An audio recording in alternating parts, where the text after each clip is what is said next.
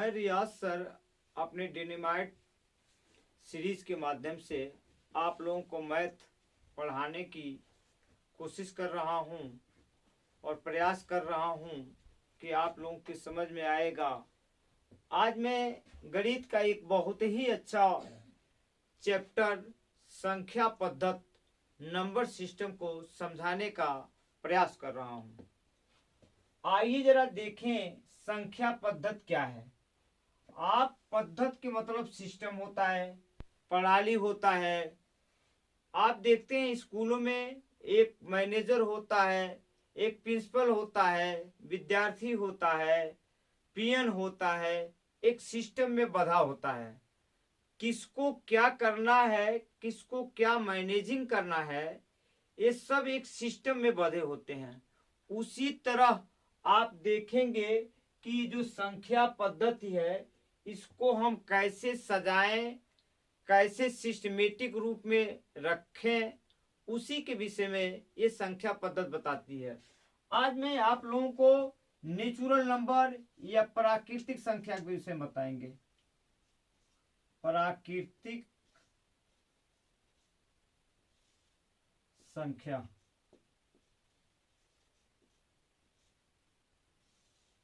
जिसको हम अंग्रेजी में नेचुरल नंबर कहते हैं, जिसको हम अंग्रेजी में नेचुरल नंबर कहते हैं।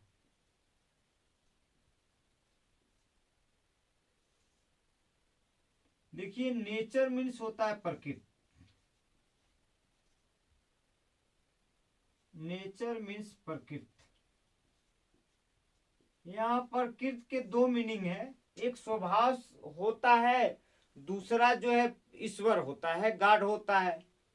तो आप ये देखेंगे पहले जो लोग हुआ करते थे जंगलों में रहा करते थे। इतिहास को आप देखेंगे तो इतिहास को 3 भागों में बांटा गया है, पूरा पाषाण काल, मध्य पाषाण काल, नव पाषाण काल। तो मध्य पाषाण काल में जो पशुपालन स्टार्ट हुआ था तो उसमें संख्या का कोई ज्ञान नहीं था, लोगों को संख्या क्या होता है ये पता नहीं था। तो वो क्या करते थे, जब पशु रखते थे तो उनके पशु, जैसे अगर कोई 10 गाय रखा हो तो वो क्या करता था, वो ये नंबर का पता नहीं करता था, वो 10 लकड़ियां रख देता, 1 2 3 4 5 6 7 8 9 10। अब क्या करता था, जब उनके पशु घर आते थे तो वो उन लकड़ियों को गिनता था और मिलाता था कि मेरे कितने पशु हैं। तो वो देखता था, उसको संख्या के ज्ञान नहीं था कि संख्या क्या होता है। बस लकड़ी एक, हम आज एक कह रहे हैं ना, वो एक लकड़ी ऐसे रखता था, 2 लकड़ी रखता था और मिलाता था कि उतने हमारे जानवर हैं कि नहीं, पशु हैं कि नहीं। तो उस तरह आप ये देखेंगे एक एक एक ऐसे रखता था। अब वही जो है नेचर, अब बाद में ये चल करके प्राकृतिक संख्याओं का रूप धारण किया। अर्थात जैसे मान लीजिए हमने एक माना, एक में एक जोड़ा गया तो उसका सिंबल दे दिया गया 2, और फिर 2 में एक जोड़ा गया, इसको सिंबल दे दिए गया 3, 3 में एक जोड़ा गया, इसको सिंबल दे दिए गया 4, 4 में एक जोड़ा गया, उसका रूप या सिंबल दे दिए गया 5, 5 में एक जोड़ा गया, इसको 6 सिंबल दे दिया गया, 6 में एक जोड़ा गया 7, 7 में एक जोड़ा गया 8, 8 में एक जोड़ा गया 9। आपने ये देखा कि सर्वप्रथम एक का आविष्कार हुआ और वह आविष्कार एक है। आप ये जानते हैं कि एक ईश्वर होता है, आप किसी में भी देख लीजिए एक एक करके ही जोड़ा गया है। इसलिए जिन संख्याओं का निर्माण प्रकृति के माध्यम से हुआ है, ईश्वर के माध्यम से हुआ है, उसको प्राकृतिक संख्याएं कहते हैं। अब हम देखेंगे जो प्राकृतिक संख्याएं हैं वो चूंकि नेचुरल नंबर है और नेचुरल नंबर को हम an से लिखते हैं, नेचुरल नंबर को हम an से लिखते हैं, यह समझा। अब इसमें 1 2 3 4 5 6 8 9,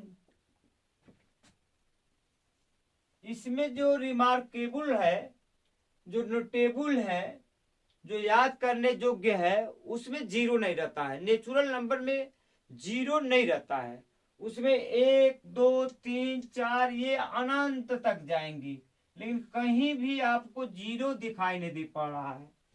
बाद में ये हुआ, भारतीय जो गणितज्ञ थे ब्रह्मगुप्त ने शून्य का आविष्कार किया। अब शून्य का आविष्कार कर लेने पर जो है वो, अब ये आपने नेचुरल नंबर देखा, अब आइए पूर्ण संख्या,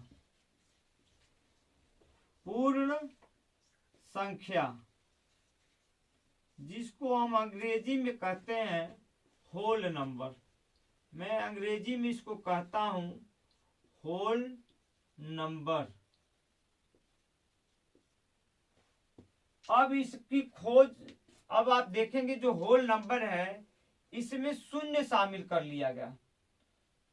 शून्य को शामिल करते ही इसको होल नंबर कहा गया। अब जो है, चूंकि होल को हम W से डिनोट करते हैं, तो W, अब यहां जो है आप देखेंगे 0 1 2 3 4, अब ये अनंत तक जाएगा। इस तरह पूर्ण संख्या जो हुआ वो 0 1 2 3 4 अनंत तक जाएगा। तो आपने नेचुरल नंबर में यदि प्राकृतिक संख्या में आप शून्य को इंक्लूड कर लें या जोड़ लें तो इसको हम होल नंबर कहेंगे। आगे आइए, मैं आपको अब पूर्णांक कहूं, क्या पूर्णांक कहे जाते हैं।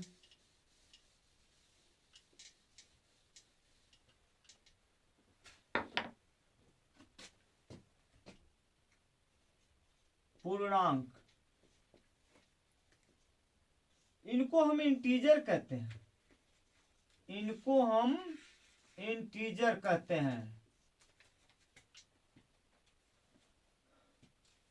आइए हम जानते हैं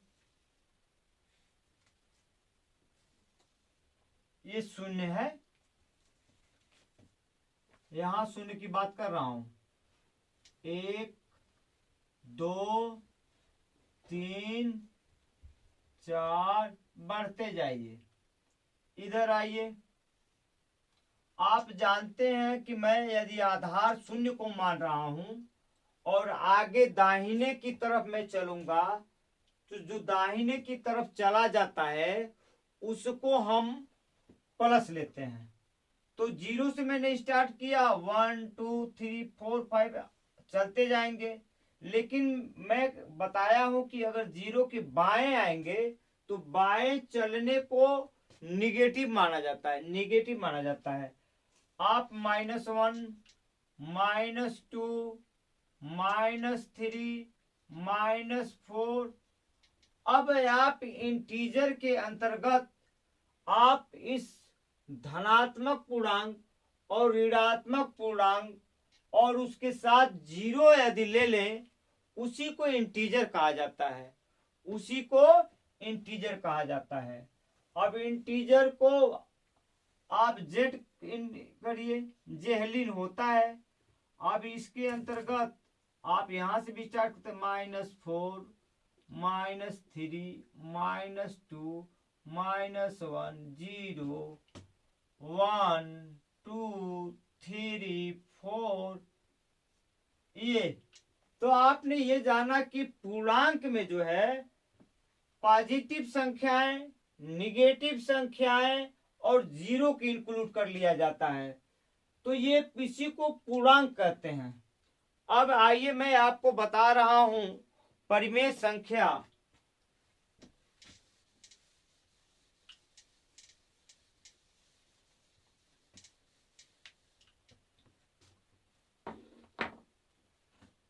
देखिए परिमेय संख्या को हम रेशनल परिमेय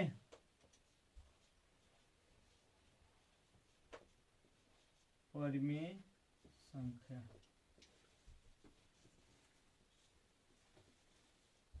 रेशनल नंबर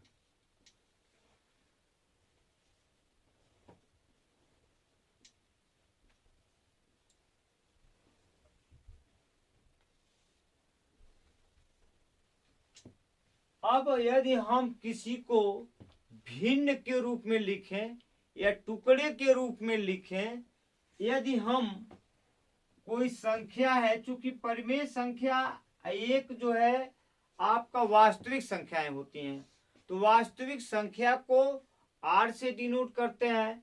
अब यहां मैं q मानूं, क्विसेंट करते हैं ये p/q, जहां p और q क्या है, एक पूर्णांक है। Where p and q are integer, where p and q are integer, कहने का मतलब जहां p and q पूर्णांक है,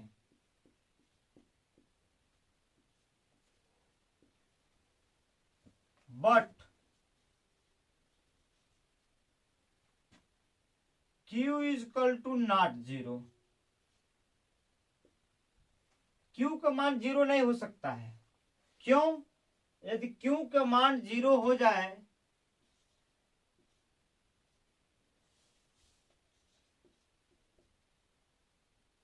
जैसे मैं लिखूं 1/0, ये अनंत हो जाएगी, फिर ये अनडिफाइंड हो जाएगा या इनडिटर्मिनेंट हो जाएगा। इसलिए p का मान जीरो हो सकता है, p में भी जीरो,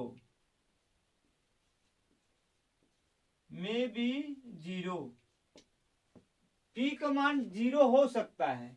जैसे यदि मैं 0 लिख दूं, इसका मान मैं 2 लिख दूं, तो ये क्या हो जाएगा, ये 0 तो रहेगा ना।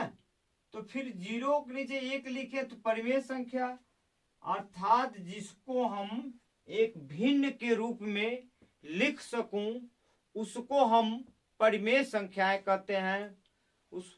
तो आइए, आपने ये जाना,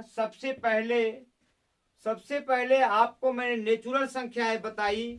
नेचुरल संख्याओं में मैंने ये बताया जो नेचर के द्वारा विकसित किया गया है, जैसे 1 से लेकर के आप अनंत तक जो है जो संख्याएं आएंगी उसको हम प्राकृतिक संख्याएं कहेंगे, उसमें 0 नहीं होगा।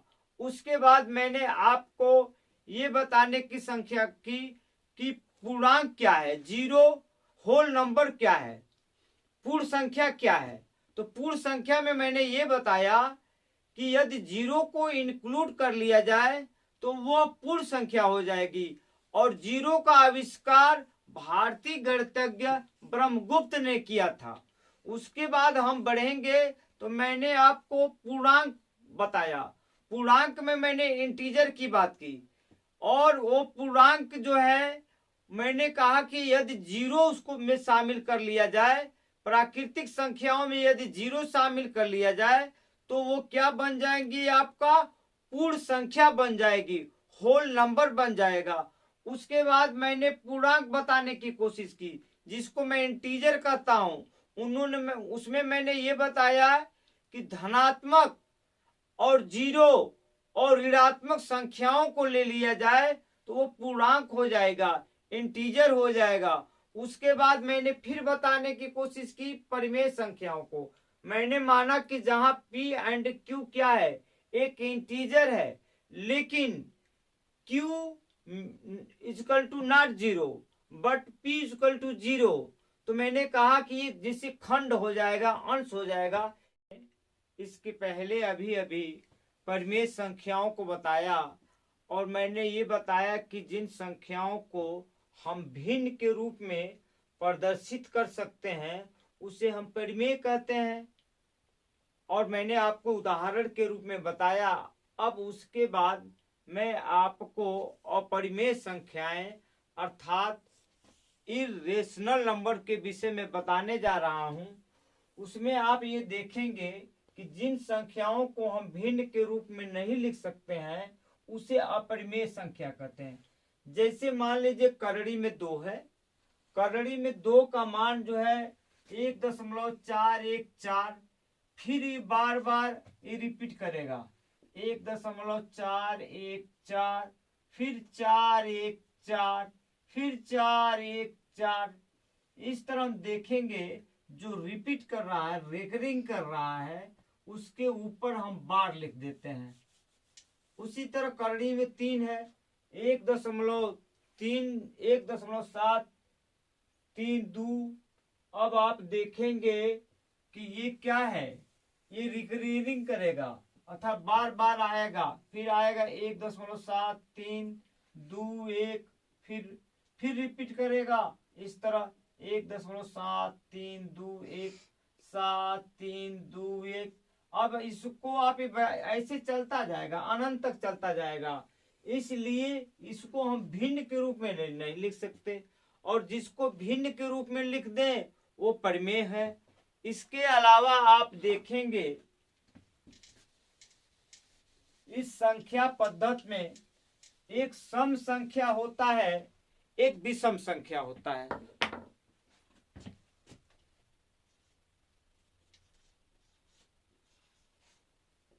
सम हाँ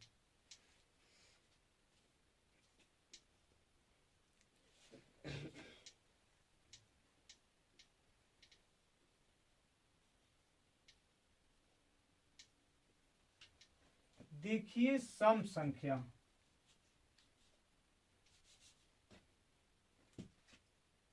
एक होता है विषम संख्या।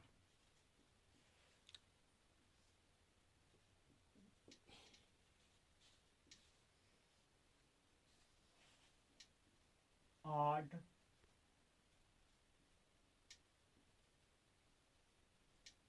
नंबर। सम संख्या और विषम संख्या दोनों में 2 का अंतर होता है, लेकिन सम संख्या जो होती है 2 से प्रारंभ होती है। जैसे 2, फिर 2 में अगर 2 जोड़िए 4, 4 में 2 जोड़ेंगे 6, 6 में 2 जोड़ेंगे 8, 8 में 2 जोड़ेंगे, ऐसे चलता जाएगा। विषम संख्याओं में भी 2 का अंतर होता है, लेकिन ये 1 से स्टार्ट होती है।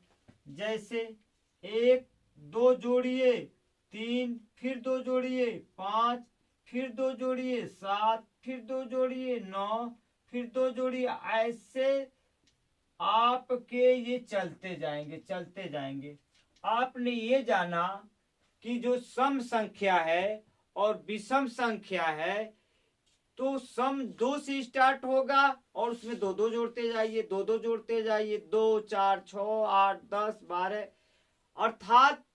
और विषम क्या है, ये भी जो है 2 का अंतर होगा, लेकिन यह 1 से स्टार्ट होगी। जैसे 1, 3, 5, 7, 9 ऐसे स्टार्ट होगी, तो इसको हम विषम संख्या कहते हैं।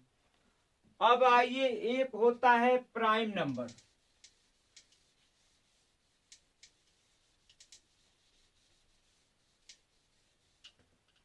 प्राइम माने अभाज्य संख्या।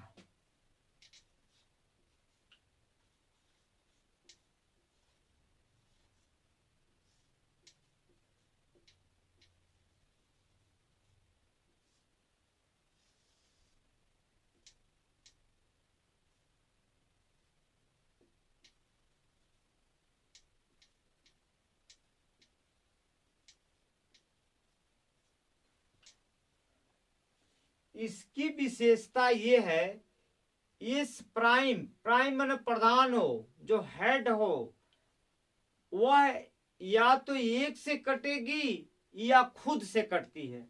जैसे देखिए 1 है,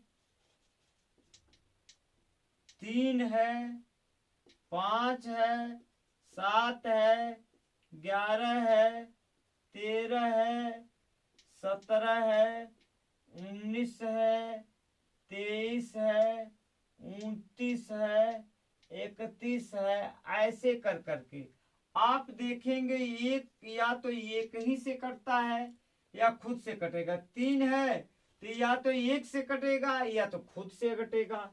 इसको हम अभाज्य या प्राइम नंबर कहते हैं।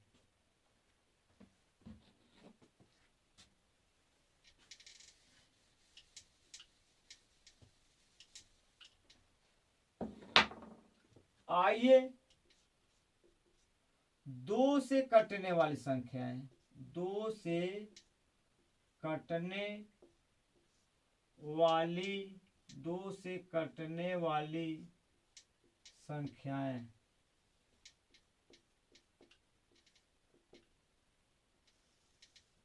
जिसके अंत में 2 हो, 4 हो, 6 हो, 8 हो, 0 हो, वह अवश्य ही 2 से कटेगी। जैसे आप ले लीजिए 2 हो, जिस संख्या के अंत में जिस संख्या के अंत में 2 हो, 4 हो, 6 हो, 8 हो, 0 हो, वह अवश्य ही 2 से कटेगी। जैसे आप ले लीजिए 1050, स्यों ही कटेगी। आप ले लीजिए 102, आप 2 का भाग देकर देख लीजिए, 2 पचे 10, 0, 2 में 2 भाग दे 51, 2 एक ने 2, 2 से 2 गया 0। आपने ये देखा कि जिसके अंत में 2 हो, 4 हो, 6 हो, 8 हो, 0 हो, वह अवश्य ही 2 से कटेगी। अब आइए 3 से कटने वाली संख्याएं। 3 से कटने वाली 3 से कटने वाली संख्याएं। सबसे आसान तरीका यह है, आप उसको पहले जैसे मान्य लिखूं मैं 318। अब आप सोचेंगे 3 से कटेगा कि नहीं कटेगा। आप इसको क्या करिए, जोड़ दीजिए। 3 एक 4, 8, 3 + 1 + 8। अब इसमें 3 का भाग दे दीजिए आप। 3 एक 4 12, 12/3, ये 4, अर्थात यह संख्या अवश्य ही 3 से कटेगी। आप ये भी लिख सकते हैं 3, 18, 15। आपको लगे यार 3 से कटेगा कि नहीं कटेगा, इतनी बड़ी संख्या है और मैं इतना मेहनत करूं अंत में कटवे नहीं करे, तो फिर बहुत समस्या पैदा हो जाएगी। आप इसको जोड़ लीजिएगा। 5 एक 6, 6 8 14, 14 एक 15, 15 3 18। आपने देखा 18, इसमें 3 का भाग दे दीजिए। 3 छके 18। यह संख्या श्योर ही कटने वाली होगी, अर्थात जिसके ये 3 से कटने वाली संख्या है। अब आइए आप जरा 4 से कटने वाली संख्या।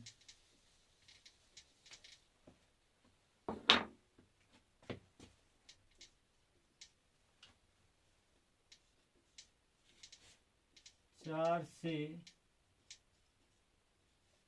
कटने वाली संख्याएं।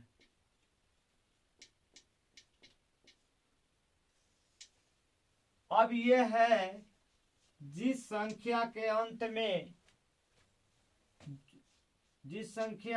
में डबल जीरो हो, या वह संख्या के अंत में जो संख्या का अंतिम 2 अंक है, यदि वह 4 से कट जाता है तो आप जान लीजिए कि वह संख्या 4 से कट जाएगी।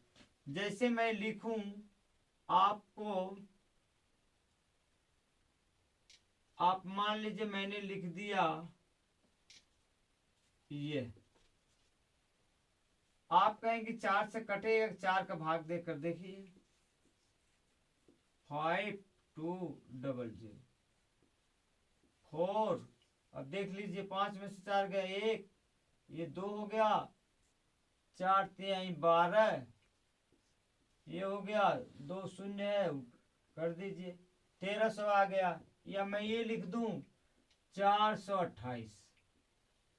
अब मैंने कहा कि यदि वो अंतिम संख्या 4 से कट जाती है तो पूरी संख्या 4 से कट जाएगी। देखिए जैसे 28 में आप 4 का भाग दीजिए, आपने देखा 7 आया, अब 4 का भाग इसमें दीजिए, देखिए 428, 4 4 एक 4, ये शून्य हुआ, 2 उतारे भाग जाएगी नहीं, एक शून्य बढ़ाएंगे, इसको भी उतार लेंगे, 4 सत्ते 28।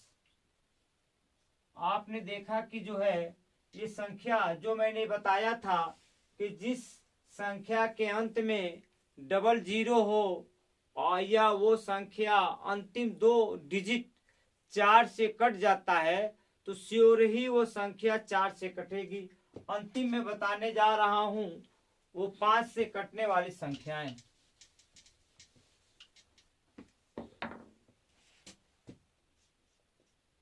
पांच से कटने वाली 5 से कटने वाली संख्याएं, ये बहुत ही आसान है। जिस संख्या के अंत में 0 हो और 5 हो वह संख्या अवश्य ही 5 से कटेगी। जैसे में देखिए, जैसे आप 105 लिख दीजिए, ये 5 से वैसे कट जाएगी। आप भाग देकर देख लीजिए 105, 5 दूनी 10, 0 5, 5 एक 5, आपने देखा ये कट गया। अगर मैं लिख लूं 1050, श्योर 5 से कटेगा। आप भाग देकर देख लीजिए 10, 5 दूनी 10, 0 5, 5 एक 5, 0 0 को बढ़ा लीजिए। आपने इस तरह देखा कि 5 से कटने वाली संख्याएं वे संख्याएं हैं जिसके अंत में 0 हो और 5 हो, अवश्य ही 5 से कट जाएगी। जय हिंद, जय भारत।